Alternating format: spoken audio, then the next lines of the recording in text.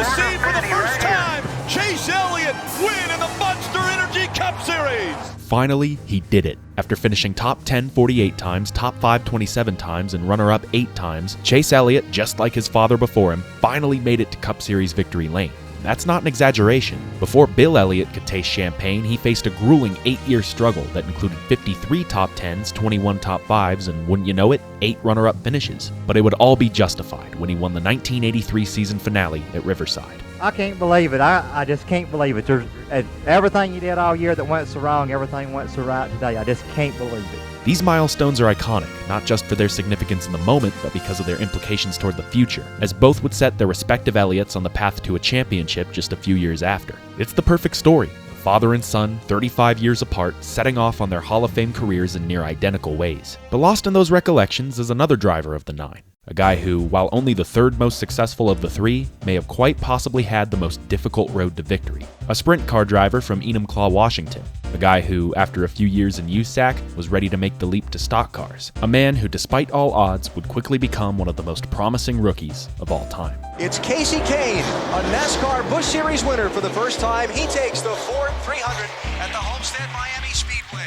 At just 23 years of age, this up-and-comer seemed poised to follow in Brian Vickers' footsteps and chase the Busch Series title. In his first season with Aikens Motorsports, Kasey Kahne found his first pole, his first win, and a 7th-place points finish in his first full season. That, coupled with his success in midget cars, made him a prime target for car owners searching for the next big thing. But unfortunately for them, one of NASCAR's greatest crew chiefs ever, now turned team owner, had already called dibs on the hot prospect. And a battle for the lead. Here comes Elliott on the inside. Ray Evernham almost had a heart attack. Just that. With his Northern star ready to step back into a reduced role, Ray Evernham needed a replacement for his 9 car. He had found loads of success bringing Bill Elliott back to prominence, but even after a close near win in the season finale at Homestead, Bill was still yearning for more of a coaching role. This left a huge vacancy in the Evernham Motorsports lineup, and while most might have expected Ray to promote someone more proven at the Cup level, instead he decided to entrust his flagship car to the newly minted winner of the Busch Series. Kasey was a guy that had relatively little experience, but he wins in everything he jumps in. I liked him. I know that the ladies like him, so he'd be a popular guy. Well, Daytona didn't do much in proving that, as just 42 laps into the race, he was forced to retire with a blown motor. But this was just a plate race after all, far from the standard for judging a driver's true abilities on the track. No, his first true test would come in the following race at Rockingham, as it was at this very track where his car last won with Bill Elliott. If he wanted to prove he belonged in the Cup Series, he had to do it here. But no one, not even Ray Evernham himself, could anticipate just how much he would impress. After marching up through the field for most of the day, Kane would hold serve against defending champ Matt Kenseth, running him down before their final pit stop. As they pulled into their boxes, however, a crash on the backstretch would keep them up front for the restart, to the dismay of Jamie McMurray, who just a year and a half before won his first race in just his second start. Now in the perfect position to do the very same thing, Kasey Kahne would restart just behind the 17. But after some Newman-esque defense from teammate Mark Martin, Kenseth would stretch it out by nearly 2 seconds. The towel had been thrown in, the battle had been lost, but not to Kasey Kahne. Over the next 25 laps, he and McMurray would chase down the reigning champ until they were on his bumper with 7 to go. But as they say, it's one thing to catch him, it's another thing to pass him. And by going low in 1 and 2 and high in 3 and 4, Kenseth took away their only way by. If Kane wanted to win, he would have to catch him by surprise. And by choking up and cutting low on the final lap, that's exactly what he'd do. Got a good run on him. Side by side of the line. Kenseth. Told you to be a Foco finish. By just 1/100th of a second, at the very place he clinched his championship in the fall, Kenseth beat Kane in what was, at the time, the 5th closest finish in NASCAR history. For Matt, it was a welcome return to victory, as this was his first win since the 1 win he scored on his way to the championship in '03. And it would also turn out to be the last win at Rockingham Speedway, as even now, 20 years later, the Cup Series has yet to return to the Rock. But never say never, NASCAR fans. It was close though. I mean, I tried to set him up down here, and it came as close as we could. But sure, the loss might have been disappointing, but in just his second career start, he was a mere 1.5 feet away from scoring his first win. He had nothing but promise rolling into Vegas, and he would realize that promise by nabbing his very first Cup Series pole, leading 43 laps, and once again finishing second to Matt Kenseth, this time with a slightly wider margin. He had quickly found his way on most everybody's radars, and after finishing third in Atlanta the following week, he was also becoming a title threat. The only thing holding him back was his Daytona DNF, but with enough strong runs like these, that could quickly be forgotten. He seemed to have as good a shot as ever heading into race 5 at Darlington, where once again he would sit on the pole and lead 24 laps early on. But unlike in the 3 previous weeks, the 9 car wasn't up to par, as after missing pit road on a green flag stop, he could only muster a 13th place finish, his first non-podium since Daytona. His woes would continue into Bristol, as another solid starting spot couldn't save him from a lap 59 crash with Jamie McMurray. The season was still young, but with guys like Dale Jr., Matt Kenseth, and Kurt Busch establishing themselves as the championship frontrunners, there was no telling how long this hot streak could continue. If he wanted to stay in the hunt, he would have to get the drop on everyone in Texas. At the outset, things were looking good. The 9 quickly found its way to the front and led some laps. Hell, even Bill Elliott, now driving an unsponsored 91 car, would lead his fair share. And as the race progressed, Kane would establish himself not just as the front runner, but the favorite, as he would lead a race-high 148 laps. However, just after making his penultimate stop, a caution would force him to fight his way through the top 10. Though fortunately, the next 2 cautions involving both of his teammates ensured that his competition wouldn't have it easy. And with 20 to go, he was back in second place. He had the fresher tires, he had the faster car, now all he had to do was close the 1.2 second gap to Elliott Sadler. But as was the case with Kenseth and Rockingham, Elliott would stay planted to the bottom, taking away Kane's preferred method to pass. For the final 6 laps, he was forced to run the outside, even brushing the wall at one point trying to get by. Once again, he would have to get creative on the last lap. But this time, he would try the outside for a change. Sadler had to lift for Sauter. Here comes Kane. Sadler by half a car length. Margin of victory, 3/100ths of a second. Half a car length. For the M&M's team at Yates Racing, this was the beginning of the end, as this was the first of 3 final victories for the storied NASCAR team before their merger with Petty Enterprises in 2010, who, wouldn't you know it, would also merge with Evernham around the same time. But for now, Sadler would celebrate his second career win, while Kane, still looking for his first, would have to try again next week. Made all the more painful by the fact that in just his first 7 starts, he had been the runner-up 3 times, including the 5th and 7th closest finishes in NASCAR history up to that point. Which, editor's note, I just want to make sure you understand what I just said. Across over 50 years of NASCAR racing, and of the hundreds, maybe 1,000 people who've competed, it was the same guy who accounted for, at the time, 2 of the top 7 closest finishes ever. And he did it in just his first 7 starts. I mean, I don't even want to try to calculate the odds of that, because that sounds like a lot of work, and I don't want to do it.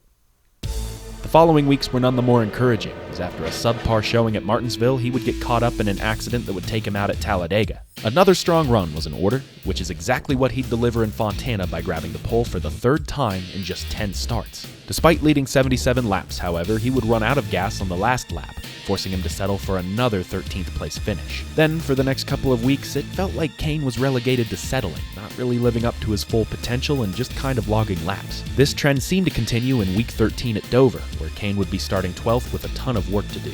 But for what felt like the first time ever, Lady Luck seemed to shine down on the 9 car. After a massive wreck with just 54 to go, Kane yet again found himself in prime position to steal one. And after another restart with 20 to go, he would once again stretch his lead. But unbeknownst to him, on the other side of the racetrack, Casey Mears was slow and billowing smoke in the corner. The officials assumed it was coming from his tire, but as Casey led the field into turn 4, they would all learn that the smoke was from his motor. Hey, Kasey Kahne lost it. Oh, there's oil. There's oil on the racetrack.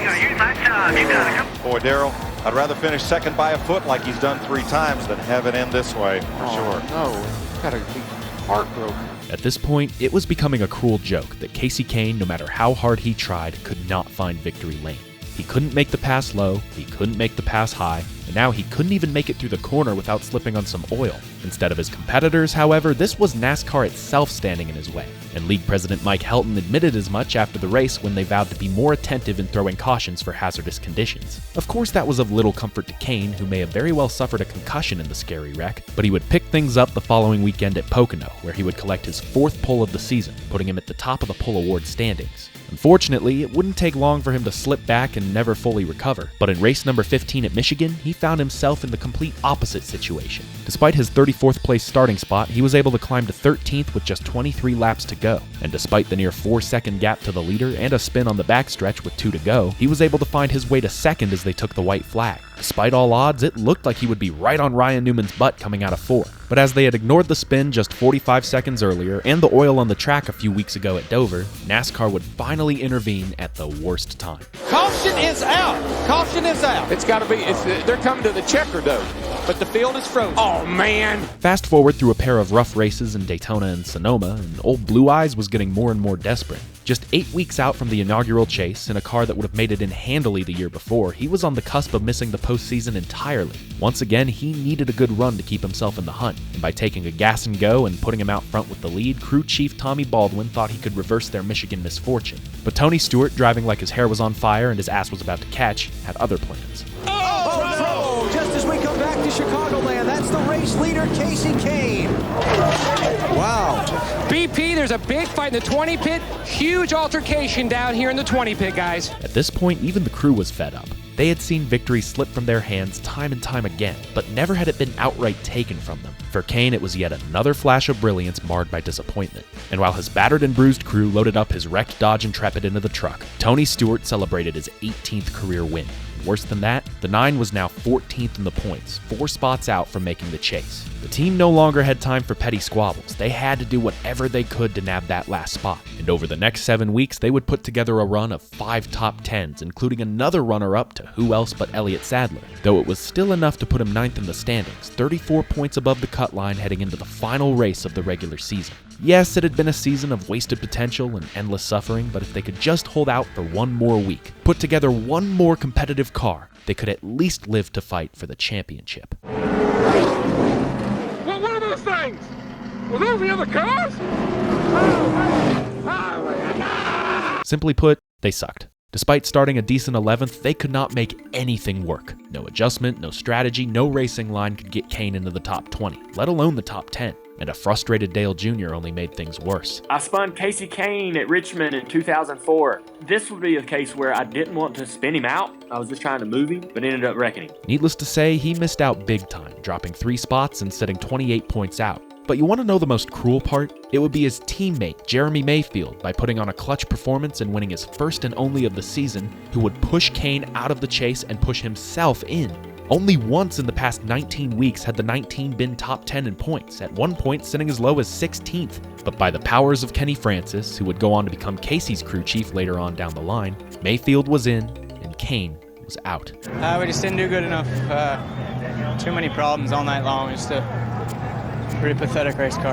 At this point, the universe was making it clear. There was nothing he could do to win. He couldn't hold the lead, he couldn't take the lead, he couldn't pit, he couldn't stay out, he couldn't beat the same 2 competitors in both lopsided runaways and record-breaking nail-biters, and now, even while favored heavily heading in, he couldn't even claim himself a contender. All of this failure would be enough to make a veteran consider retirement, and this was just his first season. As impressive as he had been, the whole year just felt like a bust. But while the war might have been lost, there were still battles left to fight. He could still claim a small piece of solace, but over the next 10 weeks, things didn't get a whole lot better. As while he would manage a handful of top 5s, he still could not find that breakthrough win, even losing the poles title to Ryan Newman, who would continue to lead the league with 9 poles on the year. But one race still manages to stand out above the rest, a race we have yet to talk about. A race that still has people talking today as one of the best all-around runs of Kasey Kahne's entire career. Heading into Charlotte with 6 races to go, the championship was simmering down to Kurt Busch, Dale Jr., and Jeff Gordon. Jimmy Johnson was sitting 9th, 247 points back from the lead, and Kane, of course, wasn't a title factor. But for today, that didn't matter, because after starting on the front row, he would make himself the main factor. In total, he would lead 207 laps of the scheduled 334, far and away his most dominant performance up to this point. And not even attacks from the likes of contenders like Jr. and Johnson could do anything to stop the Mopar number 9. Finally, all of the anguish could be worth it. Finally, he could put this season behind him. A season that proved he couldn't just take, conjure, or even earn a win. He'd have to dominate, and the rest would be history. Oh my goodness, Kasey Kahne, the race leader, has hit the wall. My gosh. Tommy asked him, tire or does something break? He says, tire. In moments like these, my knee-jerk reaction is to find optimism, but I won't try to, because so far this might be the single most heartbreaking loss of the 21st century. The man tried it all. Impeccable offense, lights-out defense, brilliant strategy, total domination, but the one thing he never had? Luck. To win any race, no matter how good you might be, you need at least an ounce of luck spared your way. And for whatever reason, Lady Luck didn't just ignore Kane. She toyed with him, teased him, put the trophy in his hands only to snatch it away, every single time. I don't necessarily know why this happens, but You know, we'll keep trying. We're getting closer and closer, and I thought tonight was going to be the night, and it just didn't happen. As for this race, Jimmie Johnson would go on to win, kicking off a remarkable 6-race stretch that would take him from 9th to 2nd. But as for Kane, he would wind up finishing the year in 13th, a deserved result for an undeserved season. Well, that sucked, but believe it or not, this story does have a happy ending. It might not have been the year that he, or anyone else for that matter, had envisioned, but it was still enough to earn him the Rookie of the Year title over other contenders like Brian Vickers and Carl Edwards. And the following season, despite being less competitive overall, he would finally get the monkey off his back and win his first race. Ironically, at the track he seemed to like the least, Richmond. He would continue to find success throughout his 15-year career, bringing a flurry of wins to both the 9 and 5 teams respectively, even sneaking in a win in the Red Bull number 4. But all of that success tends to cloud what came before it. A year of incredible promise and simultaneously unmet expectations. A freshman year where of his 14 top 10 finishes, 13 of them were top 5s, including 5 runner-ups. A year that very well might have been both the most successful and unsuccessful rookie campaign in NASCAR history. Thanks for watching.